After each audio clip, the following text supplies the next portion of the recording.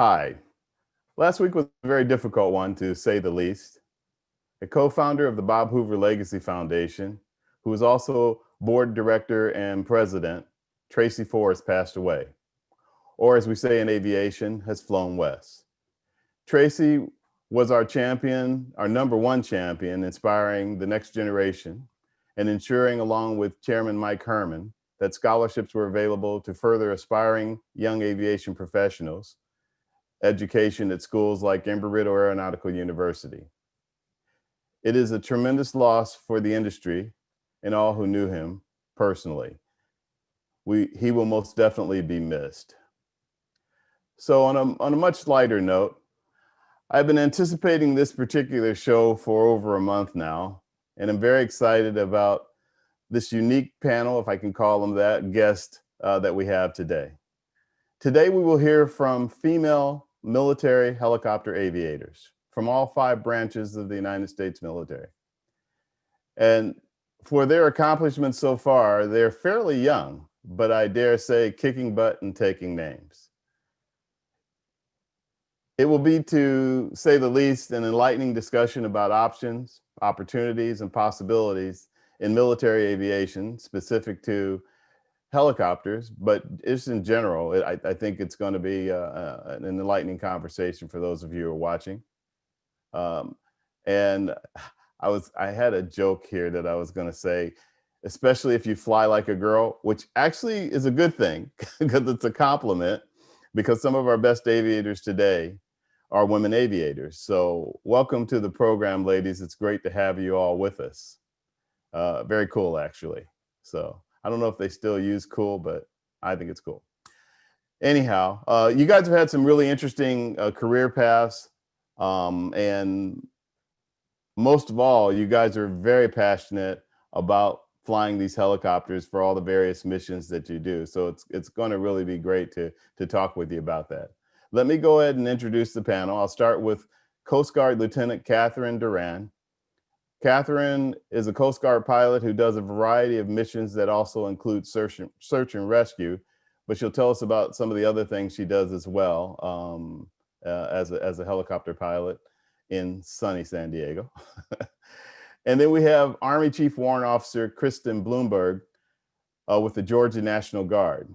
Kristen's also a helicopter pilot who does test flights amongst a lot of her responsibilities, and maintenance flights, which she'll explain a little bit more what that's about. We have Navy Lieutenant, fellow Navy, yay, Mariah Regis, I'm sorry, who's also an instructor helicopter pilot and will tell us more about what she does. We have Marine Corps Major Brittany Webster, another instructor pilot. In fact, I think almost everybody here is an instructor pilot. And then we have Air Force Captain Katie Danno, who's a flight commander at Joint Base Andrews. I don't know how much she's going to be able to tell us, but it will be fun to find out what kind of stuff they do out of Joint Base. And finally, and last but not least, we have Air Force Airman First Class Jodi Miller, a special missions aviator. So she's part of the crew of these helicopters and can tell us the kind of responsibilities that they have. So ladies, again, welcome to the program. Glad to have you all here, and excited to talk with you guys about what you do and how you do it. So I think what we can start out with is to let everybody know a little bit about your backgrounds, because all of them your backgrounds are very diverse. Where you're from, what you studied in school. We have an English Lit major. See if anybody can guess who that is. We have a molecular biology major. Can hardly pronounce that one. So some pretty interesting backgrounds and interesting paths as to where you are now flying helicopters. That being said, I think I'm going to go ahead and kick it to Mariah. Mariah, how about telling us where you're from and how you got into the helicopter business? Thanks, Vince. So my name is Lieutenant Mariah Regis, call sign Thumbelina. I'm from Germantown, Maryland. And I graduated high school in 2009 in Maryland, and then got a full academic scholarship via the ROTC Reserve Officer Training Corps program to the University of Washington in Seattle, Washington. I majored in molecular, cellular, and developmental biology, so very applicable to aviation.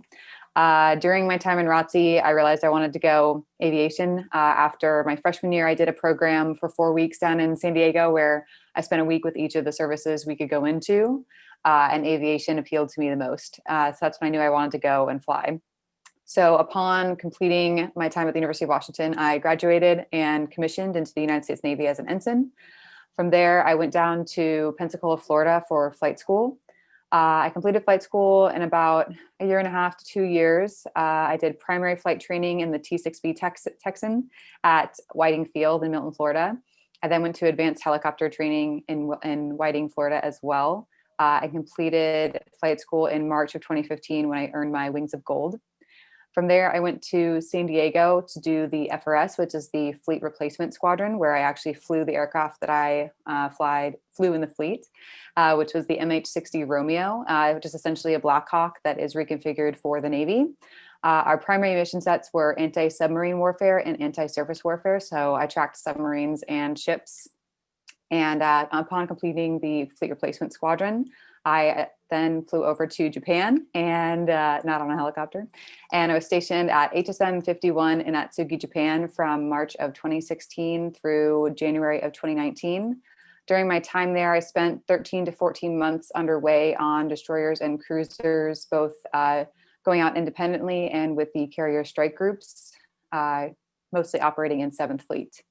And then upon completing my fleet tour, I then got orders back to Pensacola, Florida to be an instructor pilot at HT8, which is where I currently am. I've been here for a year and a half, training students from their initial flight in a helicopter up to their wings. So let me ask the obvious question. How did you come up with the call sign Thumbelina? So the tradition of call signs, I would say, is not that you pick them, that other people pick them for you. And typically It's something that you don't love. So on one of my first detachments, when I was underway, one of my fellow pilots gave it to me because I'm kind of a princess and I have a toe thumb. If you know what that is, there's kind of just a fat thumb. And so they thought that was funny. That would make sense. Okay. Interesting background on that. Yeah. I'm also curious, why molecular biology? How did that come about as a major?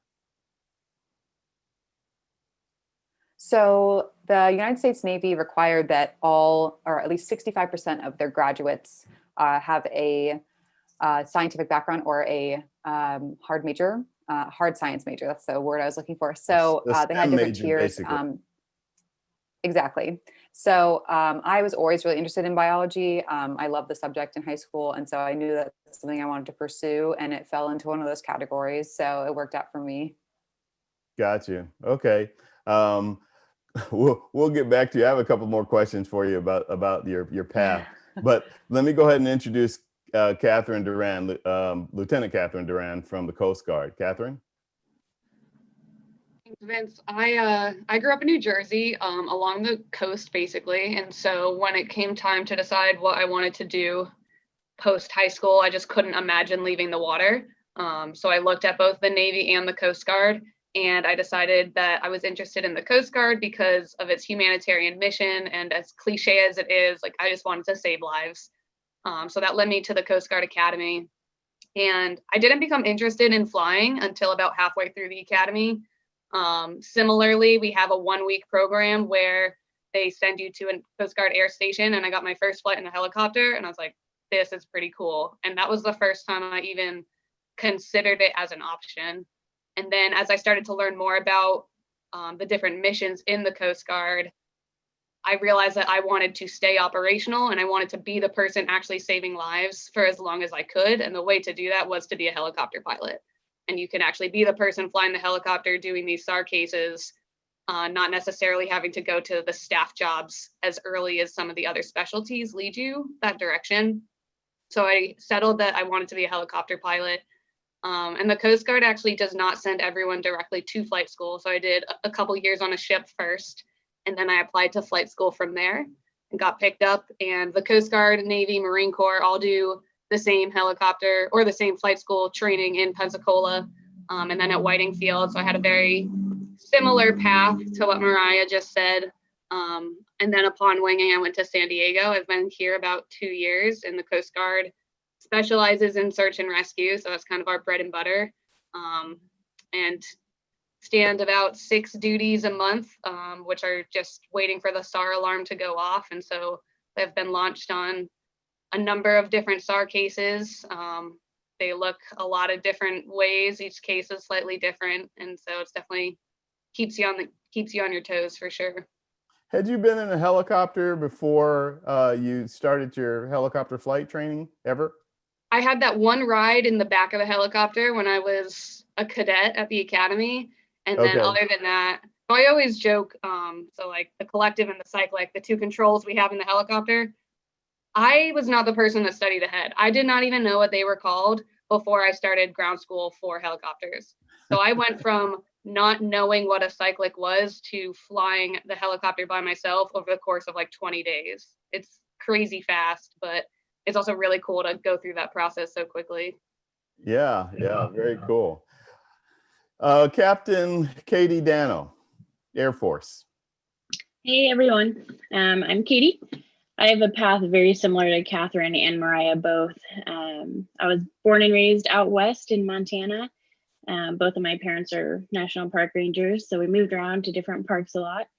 And we were moving from the west coast to the east coast, and we stopped at the Air Force Academy randomly. Just, I say randomly, my dad thinks it was some manipulative tool to get me in there, which worked because I fell in love with it. And I ended up going there after high school. I did do a year of prep school, and I want to make that kind of a sticking point for everyone. There are a lot of ways to get to where each and every one of us are today. You heard ROTC, Coast Guard Academy, Air Force Academy, there's OTS, there's a lot of ways to get into this position. So I did a year of prep school, then went into the Air Force Academy, was lucky enough to graduate from there with a pilot slot. And then in the Air Force, I don't know if it's similar for other services, but we get our fixed wing license. I think Mariah, you said that as well, before we go to rotary wing. So that's really cool. We get an experience in fixed wing aircraft before we make the decision to go to helicopters. Went down to Fort Rucker, Alabama, spent about 6 months there learning how to fly a helicopter, a Huey. And then followed on in Albuquerque, where I specialized in the Huey helicopter. Spent about 4 years in Wyoming, learned to fly in the mountains, doing some high altitude flying, a little bit of search and rescue in there, a lot of gunnery. Great things experience. Like that. Yeah, it was really fun.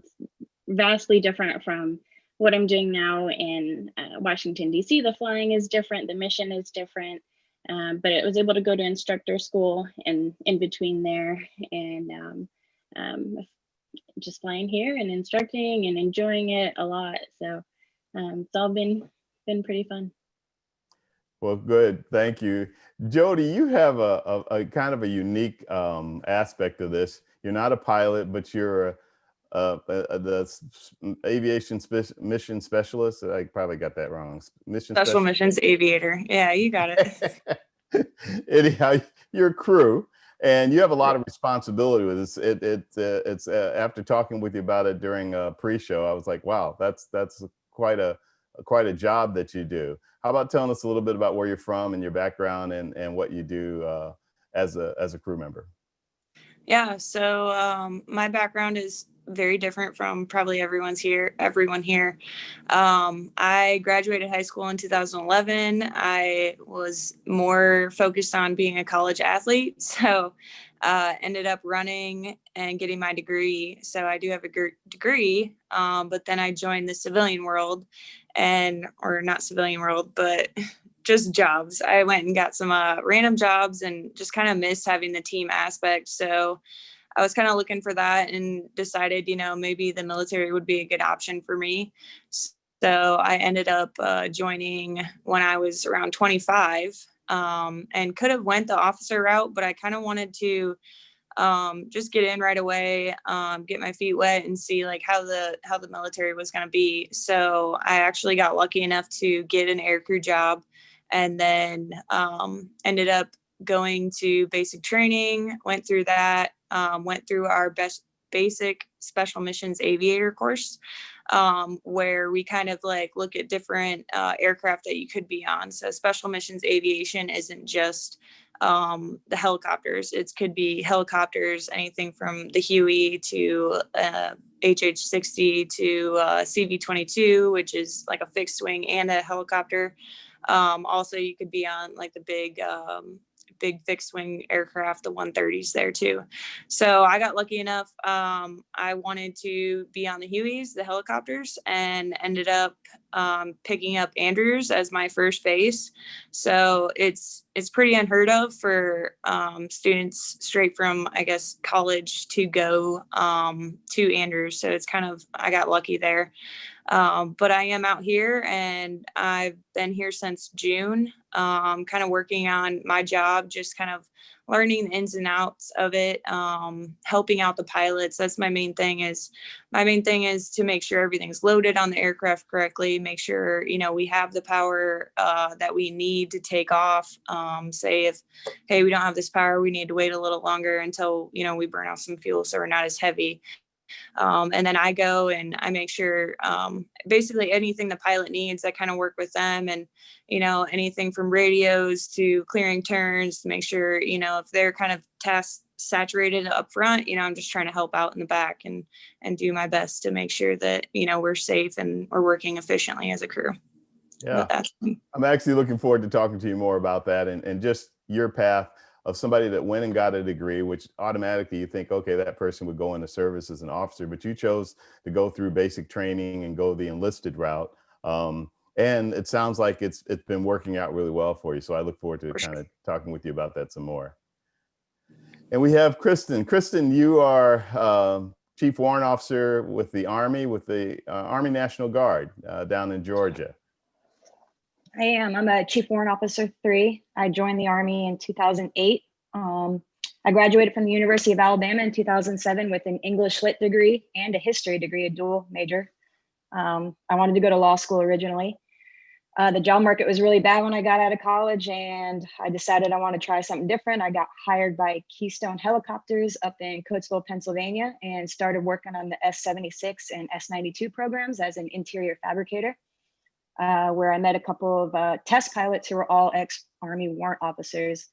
They took me on a couple of experimental flights as a sandbag, essentially, and I fell in love with flying helicopters there. So they helped me put in my packet, and I got accepted in 2008, went to basic in 2009, and graduated flight school in 2010.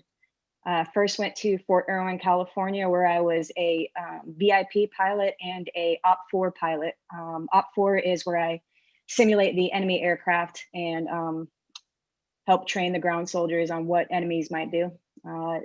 After that, I went to Fort Riley, Kansas, which is a great duty station in the middle of nowhere, and got qualified on the UH-60 Mike, where I became an air assault pilot. Air assault is where you fly around conventional ground troops, but my main mission was special forces troops. So we got sent to Afghanistan, and I flew SEAL Team 2 and all the MARSOC, and MARSOC is the Marine Special Operations, and then the ODAs, which is a combination of the Green Berets training the Afghan soldiers. I did that for 9 months, and then I came back to America, where I moved again to Hunter Army Airfield, and immediately got deployed back to Romania and Germany. I did Operation Atlantic Resolve.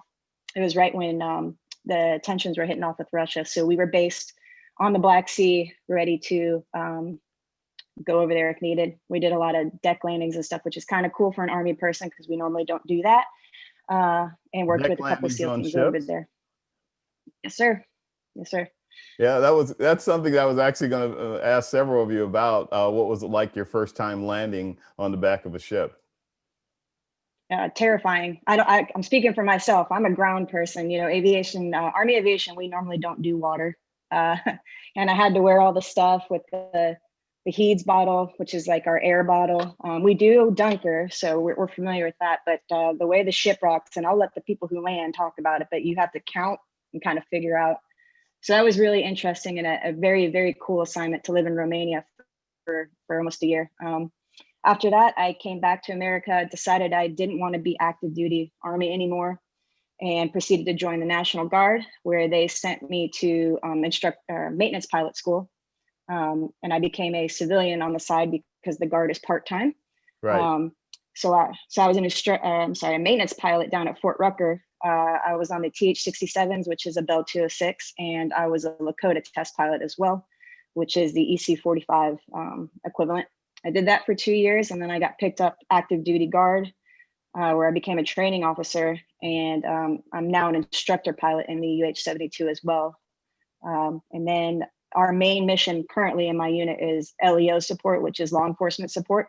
We do a lot of reconnaissance. We fly a lot of like GBI, which is the Georgia Bureau of Investigation, ATF, and we do a lot of counter drug eradication. And over the past 2 years, I had been in support of the CBP, Customs and Border Patrol. So you do a lot of secret missions, basically, or confidential missions that you really can't even talk about in detail. I mean, sure. Yeah. It's usually, we just call it sensitive. Sensitive, yeah, exactly.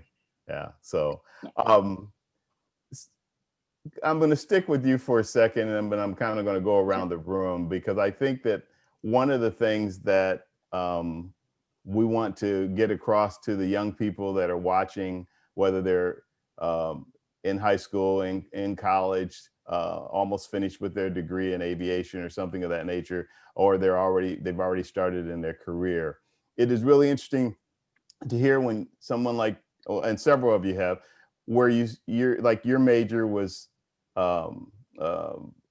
English lit and history. And you wanted to be an attorney, but now you're doing these really cool missions and flying a helicopter. Where was the transition, besides what you mentioned, which was there weren't job opportunities, but where was the transition that you knew that flying a helicopter was going to be the coolest thing on the planet? Well, as I said, I grew up in Peachtree City, Georgia, with if anybody's familiar, it's a very big Delta community. I'm from the Atlanta area. A lot of my friends' parents were Delta pilots. My mother retired from Delta. My father retired from Delta. So aviation had always been in the forefront. However, I was not ever really interested in airplanes. I don't know if I speak for everyone, but I mean, they're cool, but helicopters, man, they were just something different. I didn't see a path there. Because it's very expensive, and some of the people online probably know, to get a civilian certification. In fact, my respect for the people that do civilian certifications for helicopters is astronomical, because they have to work. There's different sacrifices you make when you're in the military, but the money they put forth, the time, the effort, the low-paying jobs. Yeah. So when Stacy Sheard and them were like, hey, there's this program where you can try to apply. You're a good candidate because you already have a college degree and you're a little bit of a unique candidate.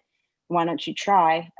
It kind of turned on a switch in my brain. I was like, maybe I can do this. I can speak for hopefully a lot of these people, but when 9/11 happened, I'm old enough to vividly remember it. And my mother is from the New York area. So a lot of her friends were deeply involved, and it was kind of just another way for me to get involved in the services where I thought I could actually make a difference and enjoy it at the same time.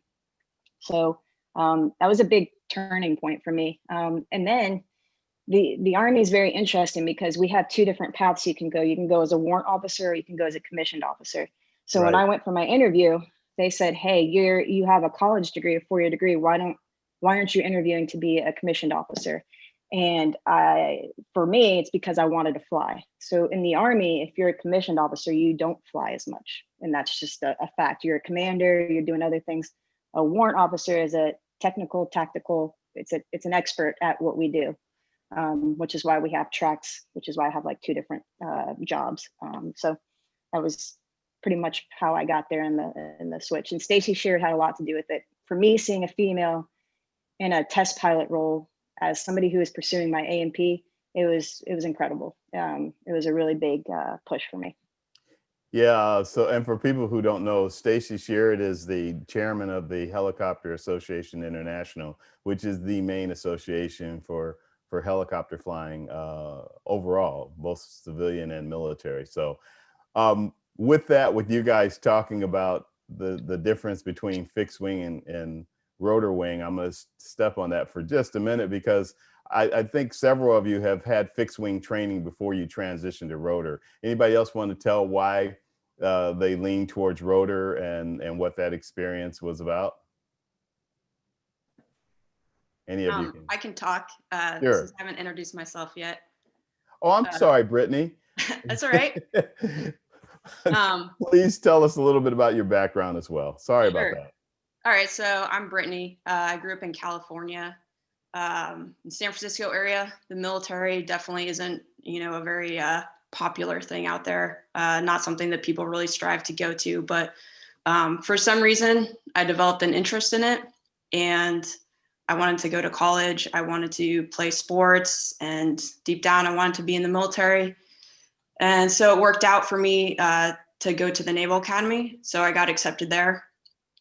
Moved from California over to the East Coast. So that was a big shift for me, moving from that environment, a different coast where there's humidity, and into the military life. Being at the Naval Academy, you have 4 years where they basically expose you to all the different things you can select as a Navy officer, Marine Corps officer. So I got good exposure to that. I wasn't super fond of the Marine Corps training that we did, where we had to go on long hikes and carry a lot of gear and that sort of stuff. So oh, that wasn't fun? No. Actually, I didn't really enjoy that too much, but I did really develop a love of the Marine Corps as a whole, and it kind of fit in with me going Marine aviation. And to your talking point that you just asked about going fixed wing or rotary, I realized that I wanted to become a helicopter pilot in the Marines so that I could be close to the fight for the Marines that were on the deck. So as I progressed through flight training, which was very similar to the other end of the coasties and the Navy path, going through primary advance in Pensacola, Corpus Christi area, I selected the AH-1 Whiskey, so the Cobra helicopter. For that, it's two pilots sitting one in front of the other. And the main mission of that is it's an attack platform. So we have a gun, we carry rockets, we carry missiles and that sort of thing. And we fly low, close to the ground. And the main mission for that is providing that close air support to the Marines or whatever joint forces, allied forces on the ground that need that support. So that really stuck with me. And fortunately got to go to Afghanistan and actually do some of that on a deployment, go through all the training to learn the tactics and that sort of thing. Was really fulfilling to actually get to go out and do that mission for real. So after I finished the FRS and got selected to fly the Cobra, I got stationed on the East Coast in the HMLA.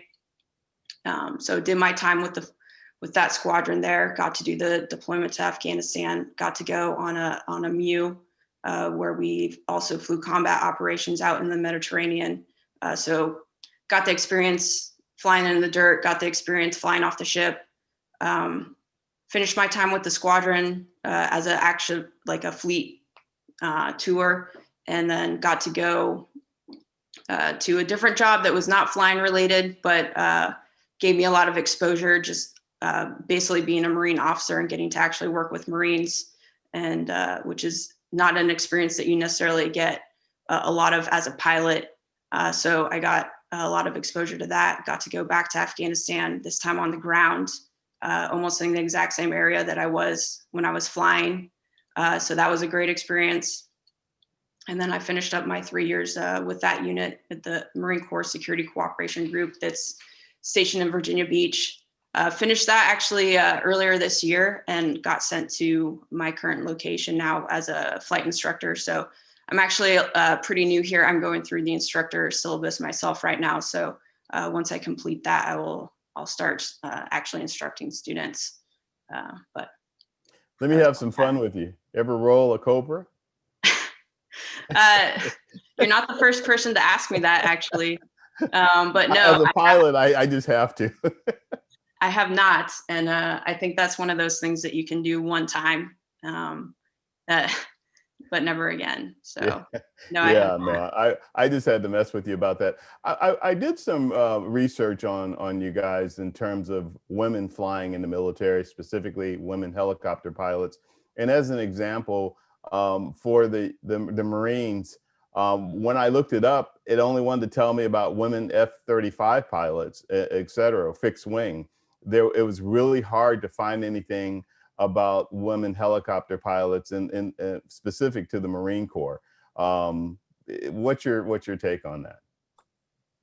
I think I mean, the Marines in general are a really small service. And if you continue to break that down, how many Marines are actually Marine pilots? How many of those pilots are helicopter pilots? How many of those helicopter pilots are female? And the numbers just continue to decrease. So, I mean, I think it's a great job. I encourage it. So Do you think the opportunities are better now, as we, get a little bit more progressive in thinking and that type of thing, and as the military services do for uh, uh, people in general, but a young lady who says, I think I want to fly helicopters. Do you think it's a better opportunity now? And if so, what do you recommend they do towards that track? I mean, my personal experience, with the squadron and going through flight training and all that is I felt like I was treated exactly the same as the guys. There's a certain culture where you have to have thick skin because, you poke fun at each other and that sort of thing. So maybe from an outsider's perspective, it might be unappealing, but really once you become part of the squadron, that's just, you're working there with your brothers and sisters, and there's no issues. So maybe in today's culture, it might just seem more appealing because it's just, an overall more accepting atmosphere in general. But I would never discourage anyone about it, being a female in a male dominated environment. So as far as what I would do, I would say just keep doing whatever you're doing to prep, being book smart, being good at studying, getting into physical fitness, that sort of thing. Maybe growing some thick skin, but that's, if you're just going to poke fun at your buddies, as they do to you. But I mean, nothing super specific in that aspect. Yeah, I saw Kristen kind of nodding in agreement with you. Kristen, you have a perspective on that? Yeah, I work at probably, so I've been flying since 2010. I have only ever flown with 3 other female pilots. There's just not a whole lot of us. There's a lot more than there used to be. And it's because we are starting to mentor people. And it's just when it's visible, it's easier to see yourself doing it. But yeah, thick skin, I would highly recommend it. I grew up with 5 brothers. So for me, it was just like being home. But for other people, it's not that easy. And I've seen it. Some people just can't adapt to the culture. But if it's something you really want, it's just like having brothers. It's truly it. And you are a family, especially when you deploy.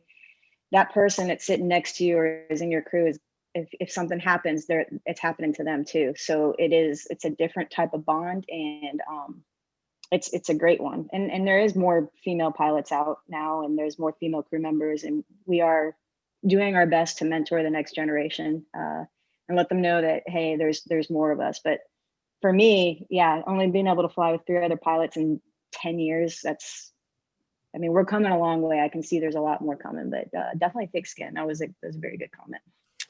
Vince, do you mind if I jump in? Oh, go ahead. Sorry, I just wanted to add to this that in the Navy, I know specifically, it was only 8% women in naval aviation total for years. It just bumped up to 10%. So we are growing, which is great. And I have noticed a huge transition just at flight school as well. From when I went through flight school, the number of female instructors, there was only 1 at my squadron. And but there were quite a few female students, and now there's even more female students, and our wardroom of instructors are 14% female. So we are on the rise, which is so great to see. Brittany is the only Marine female IP We didn't have one for a while, so it's great to see her here to mentor the female Marines as well, which is on the rise. So we are increasing in number, and it's really great to see because it is hard to go into an area that you can't see yourself in. So having that mentorship and a role model is so great. Also, I think some of the training that we've been incorporating in the military is really great. Unconscious bias training, imposter syndrome, implicit bias, all of those things also kind of help to bring us into a more welcoming scenario. Yeah, that's great to hear that you guys are doing that. Let me put this out to everybody, and you guys can chime in how you want. I want to give a couple scenarios of what the viewers are thinking and wondering about. One is I'm in high school, I'm getting ready to go to college. I'm thinking, about aviation, maybe helicopter. I think I want to fly professionally. Military hasn't really been an option in my mind, but if it were, what would you suggest I do as I get ready to start school? That's one. The other is I'm in college. I'm in my junior or senior year, or I just graduated this past June or something, and COVID-19 has turned things upside down in terms of my professional pilot track as a civilian. What could I look at doing as I'm finishing up or just finished college with regard to that? And any of you guys can chime in on that, please. A little bit about that. Oh, sorry, Katherine, go ahead. Oh, I was going to say, just keeping your mind open to all of these options. Like I was saying earlier, like I never went into the Coast Guard Academy thinking I would fly. It's a passion that I found later, and I've come to truly love it. And so you just never know what doors might open for you later. And then again, so much of that, I feel like, especially in aviation, is outreach and networking. And it's something that I did not want to appreciate because I was pretty shy growing up. And I wanted to think that I could just do it on my own in terms of doing the hard work and getting good grades. But it really is a lot of asking people questions, both about just seeing what your interests are to get more information from them. And then you never know how those people might be able to help you down the line. So definitely recommend doing things like this where you can just meet people and reaching out to people if you ever think you have something in common with them, and you just never know how that might end up helping you. I think that's a really great point. Kristen, you were going to say something.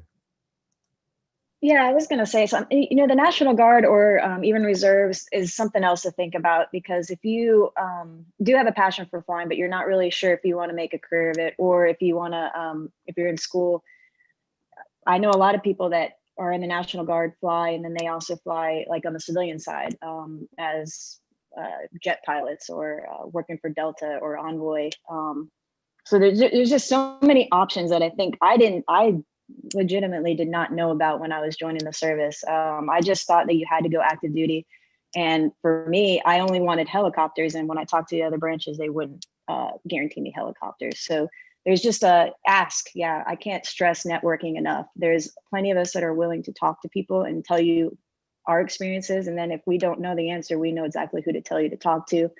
That's all I got to say about that. Yeah, I'd like to add to that. I think the best time to network is now, even though things aren't where people would like them to be because of the challenges with the pandemic. But networking is a key, and it's something, if you talk with people and stay in touch with people that have, as somebody said, a similar interest, that's probably going to work out for you. Maybe not immediately, but down the road at some point. Before I shift, I wanted to see if Captain Danno or Jodi, if either one of you wanted to add to what we're talking about. Yeah, just back to our previous topic, I share similar experiences with all of the other women here. In my previous assignment, I was the only woman in my unit, and it's lonely. And I will say that I have no desire to adapt to the culture. I want to change it, and I think that that's why we're all here. Hoping that what we're doing makes the path for younger generations a little bit smoother and a little bit easier. And like Kristen was saying, if you can see yourself in someone else ahead of you, it makes it so much easier to become that person. And then as far as the kids that are wanting to come into this field, into aviation, into the military in general, I would say that it's hugely important just to be a well-rounded person, and talk about like English lit majors, engineering majors, biochem, and like Jodi, a D1 runner. It's so important to just be well-rounded, have all of these things, because that's what we're looking for in this community and in the military, and in shaping future leaders. You want someone who can do it all. You don't want someone who's just a machine. None of us are machines. We all make mistakes. We've all had failures. We've all, we've just gone through everything, and I'm sure everyone else can speak to that. It's not an easy path, and stay in the books, definitely, with your S.T.E.M courses. And if the military is something you want, join ROTC, Civil Air Patrol. There are a lot of programs out there for young kids, and especially things like this. Like we never had this when we were growing up. We never could log on to YouTube and look at 5 women in helicopter aviation and say, oh, there's someone who looks like me. There's someone from my hometown. I can do this now. It's not too late, and it's not too hard. You can do it. If I could do this, anyone could do this. It's you can do it. I'm glad you mentioned ROTC again. I can't overstate the importance of that as a path for getting into the military through school. It's a great way to get acclimated with it while you're studying and that type of thing, and really get a feel, to me, if it's something that's really going to be up your alley as you progress through school, because you do some of the drills and some of the other activities that are military related, and it kind of gives you a good idea about that. I want to move to something else, but I wanted to see if Jodi had anything. Jodi, as an airman and a crew person on a helicopter, what's your take on it, especially with the route that you've taken? Yeah, I guess if I could kind of go back to when I was in high school, I wish I would have thought of, hey, like there are other options. It's not just, me being a high school student. I was like, okay, well, I can run, I can pay for school, but like there's other options out there. Like that's not, you got to think of your future, and like, what do you want to do every day? Do you want to wake up doing something that's exciting, or, something that not many people get to do? It's just, I wish I would have kind of gone through more of my options, and kind of, ask questions, been like, hey, what can I do? Can I do this? Instead of just kind of following that path that I had taken. I kind of just got trapped in that. And then I graduated with a degree, and then went out into the world, and I couldn't use my degree as much as I wanted to. And I like to work hard. And like I said, I like that team aspect. And I wish I would have realized, before, there are other options that you can kind of, just ask questions. You don't have to sign on the dotted line right away. You can ask questions. You can go to, I know they have like little events where, you get to bring in like a friend with a military member, and kind of like go through their day to day. So I wish I would have kind of gone back and kind of asked myself, like, hey, at the end of your running career, like, what are you going to do? Instead of just go get your degree, have it paid for. So that's just kind of my path, and how I wish I could have kind of redone that. Yeah, well, thank you for sharing that with us, though. That's a very important point. I do have a question from a viewer, and I'm going to just read the question as is.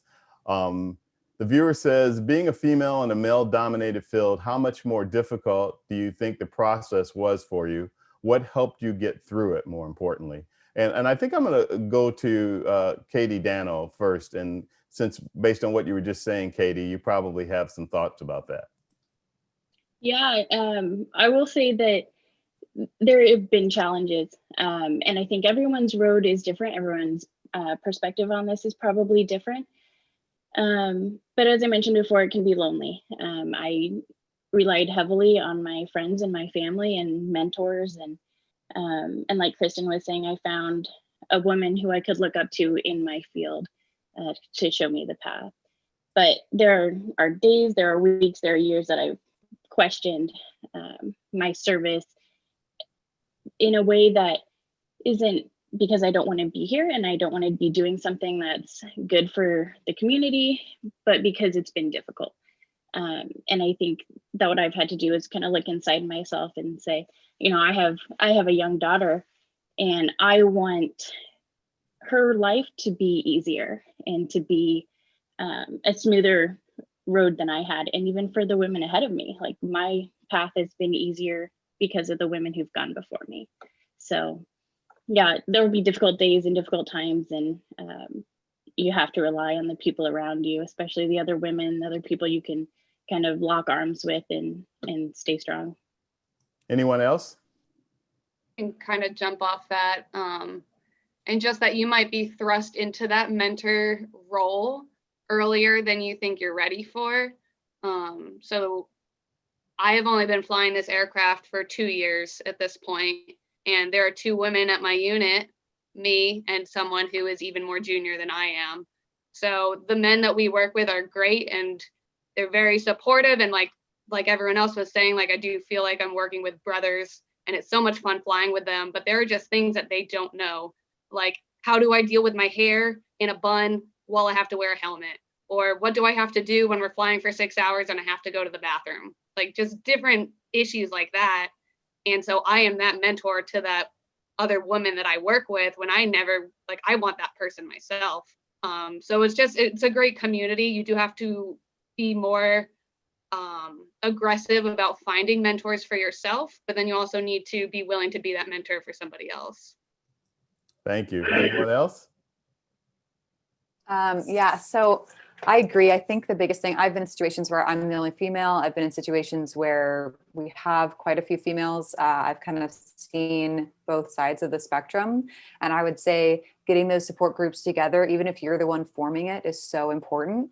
I know that I would do that wherever I went. So in my squadron, as we got more and more females, we would do a get together. Sorry, my phone's ringing. 1 second.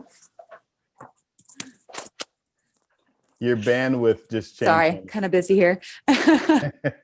But yeah, so I would say forming the support groups. And then I also think education is so important in terms of making the workplace a better place, whether it be military or civilian. So I mentioned unconscious bias, implicit bias, imposter syndrome before. If you don't know what those are, I highly encourage you to go research those and even take the test of unconscious bias to see what your unconscious biases are, because that's something that I think hinders women in the workplace from excelling.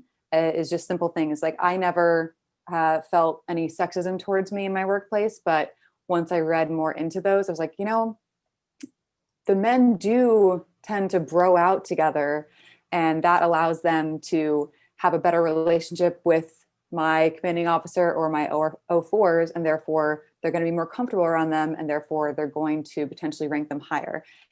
And it's not necessarily anything that they did on purpose, but it's just something unconscious that they did. And things like that. Also, imposter syndrome is a huge issue that some women face. So I highly encourage you researching this, even men watching this as well, so that training can happen and workplaces can improve. Great, thank you.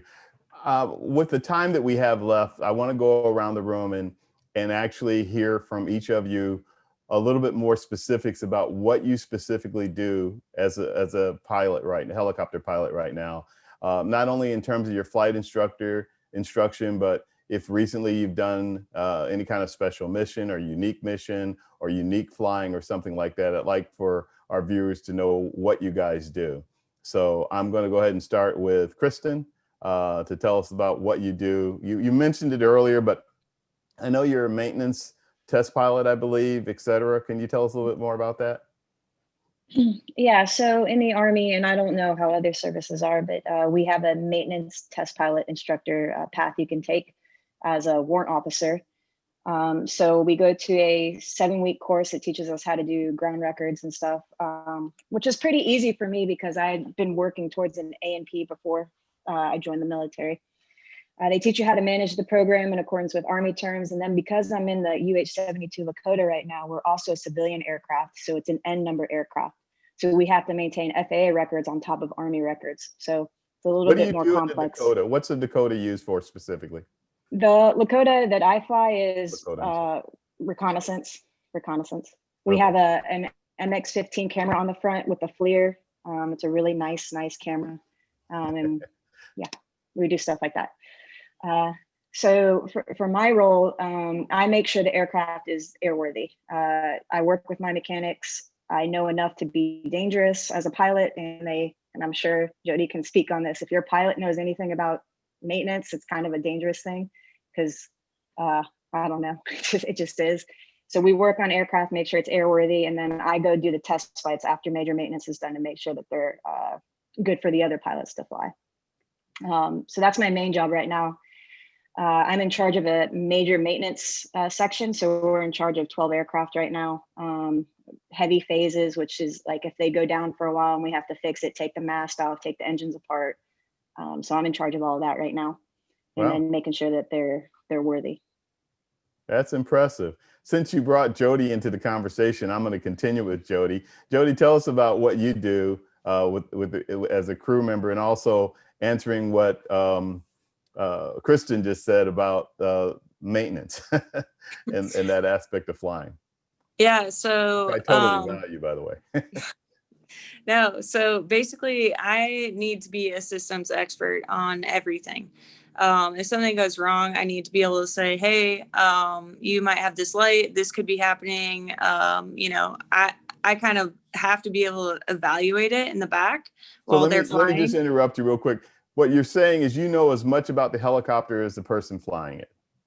Yes, I'm supposed to know as much about the helicopter as a person flying it, right? But like even with that, like we actually have a program going here. It's our minor maintenance actions where I can actually, once we land, I can check a chip detector, make sure it's not faulty. I have to be able to actually understand where that problem might be occurring and be able to fix it, or say, hey, like it's safe to fly at this point, we can fly it home, or, we need to land it. We need to actually have maintenance come out and check on it. So with that, I guess, it's all about knowing your systems, knowing, what issues are going to be happening on the aircraft. Yeah. So it's a lot. It's definitely like even going from, being a cornfield in Iowa to running in college to, hey, learn everything about this helicopter. It's kind of crazy. I can't believe that, the knowledge that I've acquired along the way in such a short amount of time.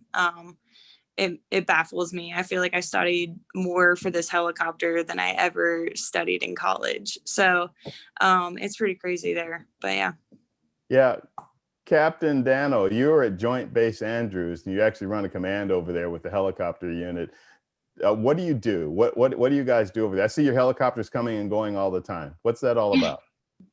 Yeah, so Jodi and I work together, which has been fantastic. And I feel like I have to be Jodi's biggest cheerleader on here because she doesn't say enough about herself. The flight engineers in our helicopters, they keep them running, they keep us legal, and they keep everything safe. So her role and the other flight engineers in our unit is massive. As far as our mission, we evacuate high-ranking DC officials in the event of a national emergency. It's kind of our tagline. And we're flying around just practicing for that in case that happens, and we want to be prepared and ready if that mission is asked of us. So flying in the capital region here in Washington, D.C. is incredibly different than flying in the mountains and plains of Wyoming, where there were no rules and you just make it up and do whatever you want. Here it's pretty structured, and there's, like you said, there's eyes on us all the time, which has been a different aspect of flying here because everyone has a camera on their phone. So if you're flying too low and too fast and in the wrong area, you're on video now. So it's definitely keeping you pretty accountable flying in the city. So no flying under bridges on the Potomac? Oh yeah. Maybe once again, like with the Cobra, you could do it one time and that's about it. Yeah. So besides the practice and training that you do you have daily missions that are in terms of people movement or anything like that there at the base? Yeah, we do. We do VIP transfer. So if a general or any high-ranking government official needs to make a meeting at the Pentagon, or they need to go to Langley or Quantico, anything like that, we'll assist in that, especially if there's weather or there's something happening. So we'll do gotcha. That. Mm-hmm. Mariah, how about you? What do you do currently with your flying? So currently I'm an instructor pilot. So I train students full as time? they go from their full time. Okay. Yes. Yes. So training students from their first initial helicopter flight where they're trying to hover. And believe it or not, hovering is actually quite difficult, especially if you don't have a stability system, which we The do not in our worst. training I mean, it's aircraft. the best. It's the hardest. It's the best. Yes. But it is the hardest thing to learn. It's very similar to riding a bike. So you can't really teach someone, they just have to kind of find their balance. So currently doing that, which is super fun and very scary because students are just trying to kill you every day, not intentionally, but doing full autos with the students and cutting the engine on them. You're just like, please do the correct thing. So that's been terrifying and exhilarating. Before this, I was in Japan, like I said, flying the Romeo, tracking submarines and ships, and that was also a really incredible experience, especially being stationed in a foreign country. I loved it. It was so incredible. Flying through downtown Tokyo, level with the skyscrapers, going around Fuji, landing in landing zones at the base of Mount Fuji was probably some of the most memorable flying I'll ever do. So I'm really grateful for that, as well as being able to land on a ship, I think makes naval aviation really unique. Other services do occasionally land on it, Coast Guard, yeah. But I think that's our bread and butter. And that's been an incredible experience. Also incredibly scary. There's been times where I'm on final for the ship and I'm like, oh my gosh, this is insane. I feel like I'm gonna throw up. I'm so nervous, but it's amazing. So what was your first experience like landing on a ship? It wasn't as bad as I thought. They kind of ease you into it. So you do practice ones on land first, and then you're going to land during the day, and they have minimal pitch and roll requirements. So as in like very restrictive, I should say. So they start you off pretty smooth. So the first landing wasn't too bad. And that was a great flight for me. I'm not going to lie. I really liked that flight. And then there've been other instances though, where rough seas, really dark night, landing in the middle of a storm, where you get black hole effect or et cetera, have been not as fun. So, but the first time was actually very, very relaxing actually and fun. Lieutenant Durand, you spend a lot of time over the water. What are your experiences like, and what are some of the things you do? You do search and rescue, but I know you've done some other things too. Right, the Coast Guard is kind of this jack of all trades when it comes to things closer to the coast. So we're very involved in, especially in San Diego, in law enforcement as well. And that might not be over the water. So for example, there were a couple of Border Patrol ATVs that were like stuck down in a ravine, and we hoisted them out for them. Oh, wow. Or we're often involved in like helping the surface assets, like the ships, with drug interdiction. So the Coast Guard does kind of get its hands in a lot of different missions, but search and rescue is definitely our biggest thing and what we train for the most. And so that is a lot of flying over the water at night. And like I was saying earlier, like search and rescue can just mean so many different things. And it's a very glamorous term, but it's not very glamorous when you're actually doing it a lot of the time. So like what people don't talk about is getting woken up at 1 a.m., searching all night and not finding anything, getting more gas and searching another 4 hours. And so it is a lot of crew coordination. We talk about that a lot in aviation. The two crew members we have in the back are very involved in both searching and just backing us up when we've been flying all night and the pilots are tired. But then the more glamorous things that we actually do is when we actually find somebody, or we know that we're going out for a medevac and someone that we know needs assistance. And so hoisting over a boat or over the water, basically we're in a hover over that asset and we're picking that person up using the rescue swimmer, usually with the hoist cable. So I've been able to do that a couple times. It is really cool to actually see, like you get that that closure, I guess, of finding that person, bringing them into your helicopter, landing at the hospital and delivering them to the ER or the trauma center, whatever that person needs. So it is a pretty cool feeling. Yeah, I just think it's great what you guys do, and it's pretty amazing. And I can imagine how challenging those long search and rescue missions can be. Major Webster, Marine pilot, instructor. What kind of stuff are you doing these days on your regular duty? So right now, as I mentioned, I just got to my new duty station here. So right now I'm actively going through the instructor syllabus so that I can be all ready to go and actually start instructing students. So technically me and Mariah have the same job. She's just been doing it longer. So I will be doing the things that she just talked about. But as far as what I'm doing right now, I have, there's an instructor under training syllabus that they put us through. And so every day we study the same books that the students get, learn how to fly the same helicopter, learn all the same maneuvers, and just get really proficient at that to make sure that we're ready to be able to teach all that stuff to the students. So pretty much just flying every day, doing my own training, trying to get ready for that. Sounds fun. I'm going to start with you and doing around the room as we wrap things up.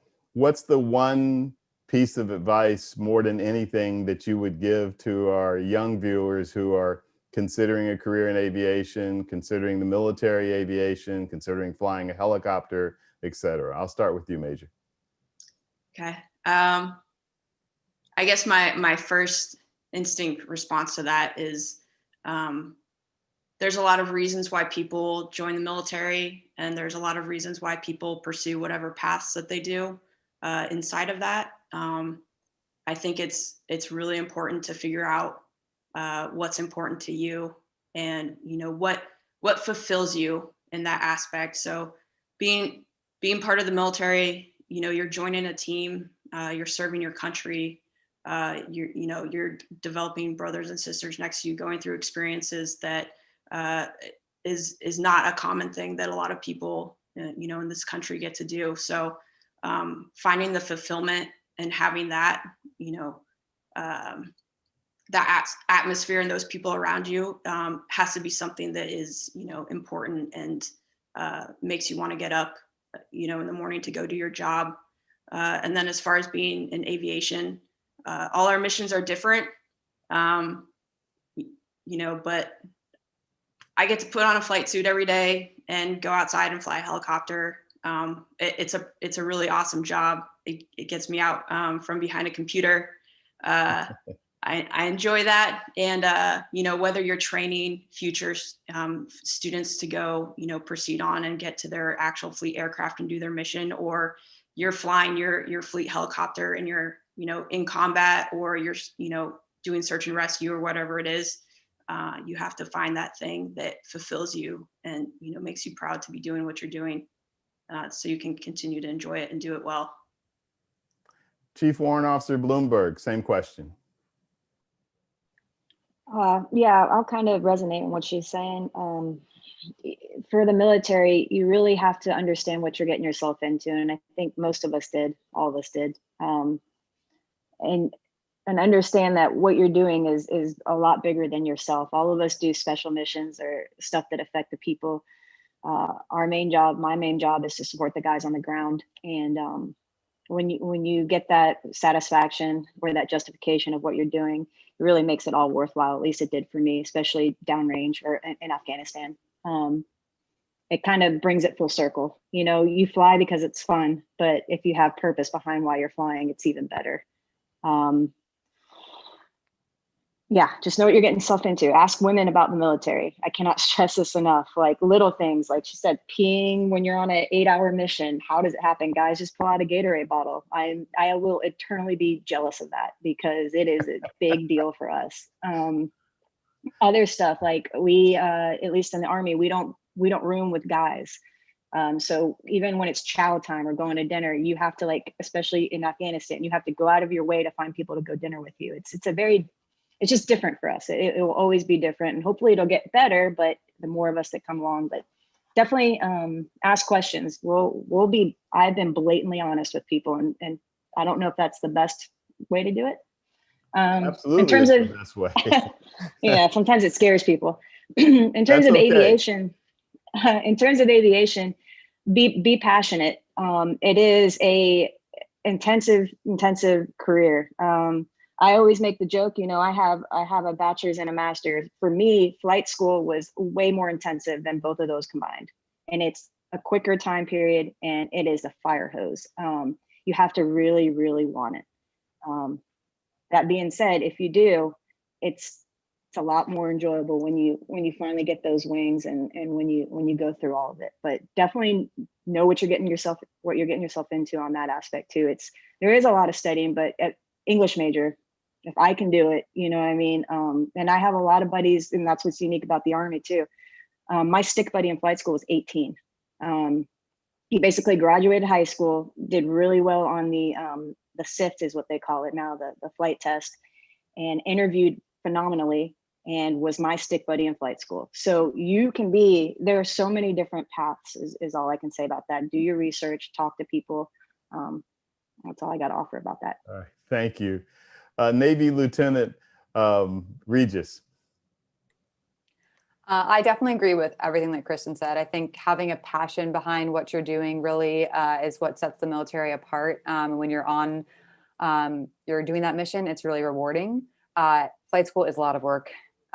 You're studying, it's different than studying for college, right? Or your master's, because there's a physical aspect to it too. So you're reading the books, but you're also in the aircraft, and you have to have the TIC skills as well as the mental skills. So it is a lot of work. It's very challenging, but personally, I love a challenge. So, all those boat landings that I said I was really nervous for, they're rewarding in the end. And I really like it. And I can say I'm one of only 35,000 people in the history of the world to be an unrestricted naval aviator. So I think that's incredible in and of itself. And I really hope that this encourages more and more women to get into military, or at least into any other male dominated career, because we need women. We need that perspective. We make up over 50% of the population, but we're so minimal in terms of careers in the business world and in the military especially. And I think that's showing in leadership. We potentially are losing out on half of the best leaders possible. So I encourage women to continue to break down barriers, get in there, be assertive. I'm assertive if you haven't noticed, and show your stuff. And that way we can continue to grow. Thank you, Lieutenant. Captain Danno. Yeah, I completely agree with you, Mariah. You hit the nail on the head. We're capable, we're awesome, and we're here to do the work.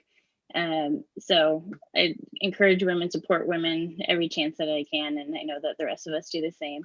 And ultimately, the military has given me every opportunity in life. It gave me an education, a first-class education. It gave me pilot wings and fixed wing and in rotary wing. It sent me to my master's degree. I met my husband. I created a family. It's given me every opportunity. So I'm eternally thankful to the military in that aspect. They've taken care of me well, and I feel like to return the favor, we do stuff like this. We encourage the next generation, and we make it better for the next generation. So I appreciate this opportunity. Coast Guard Lieutenant Durand, take us home.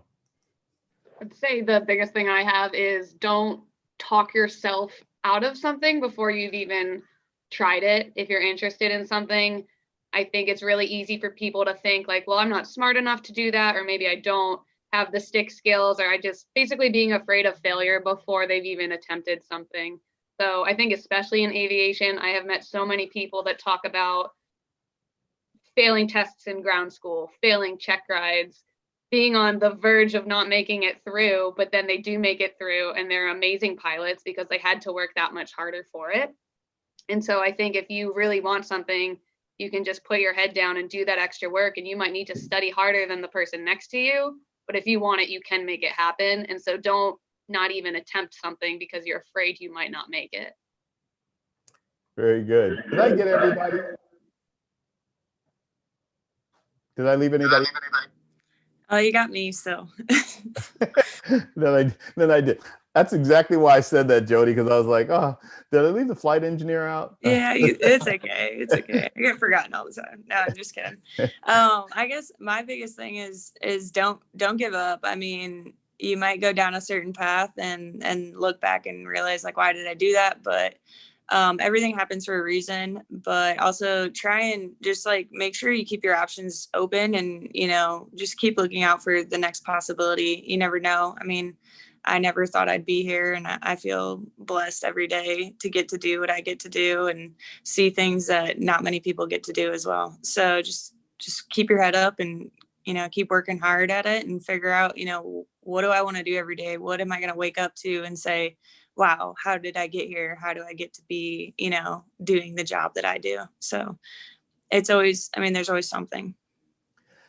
Well, that's great. I'd like to thank everybody for being on the program today. You guys have given out some really great and valuable information and insight on your careers. And there's a lot of, it's interesting because there are a lot of different aspects, but then there's a lot of common denominators too. So it's really great that you guys have been able to offer that on the program today. So really appreciate that. And again, like to thank all of you for taking the time to be here. I know you're all going to have to go flying at some point. So, and we appreciate everything. So on behalf of the Bob Hoover Legacy Foundation, I could say that 3 times real fast, the Bob Hoover Legacy Foundation, I'd like to thank everybody. I'm Vince Mickens, and we look forward to catching up with you guys or with the viewers again next week. Thank you, everybody. Have a good one.